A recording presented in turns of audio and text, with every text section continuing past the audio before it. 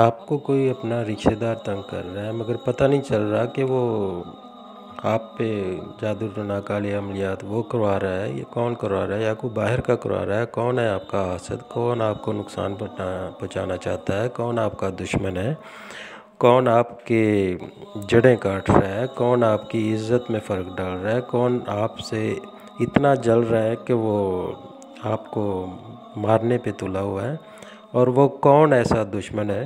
جو آپ کا بھلا نہیں چاہتا، وہ آپ کا ہر وقت نقصان کرتا رہتا ہے کسی نہ کسی طریقے سے۔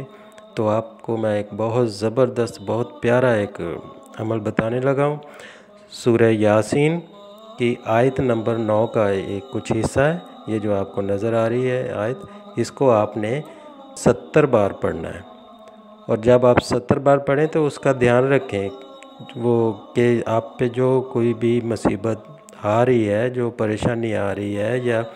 حاسد ہے، دشمن ہے، تو وہ بے نقاب ہو جائے، وہ اپنے شر میں خود ہی پھنس جائے۔ تو انشاءاللہ ایسے ہی ہوگا، ساری مصیبتیں جو آپ پہ آ رہی تھی وہ اس پہ چلی جائیں گی، پلٹ جائیں گی۔ بہت زبردست ہے، کر کے دیکھیں، انشاءاللہ چند ہی دنوں میں وہ بندہ ایکسپوز ہو جاتا ہے، وہ آپ سامنے آ جاتا ہے، جو مکار ہے، جو چال باز ہے، جو دغا باز ہے، جو دھوکہ دے رہا ہے، جو دشمن ہے، جو نقصان پہنچا رہا ہے، تو وہ سامنے آ جائے گا اور وہ ذلیل و خوار ہو جائے گا، اور اس کے جتنے بھی حربے، جتنے بھی وہ اپنی پلاننگ کر رہا ہے، اس کی تباہ و برباد ہو جائے گی، اور اسی پہ ہی الٹی ہو جائے گی۔ جو بھی اس نے آپ پہ عمل کیے، جو بھی اس نے حسد کیا، وہ اس کی طرف پلٹ جائے گا۔ بہت زبردست ہے، اس کو کریں تو آپ کی پریشانیاں دور ہو جائیں گی۔ اللہ تعالیٰ کرم فرمائے۔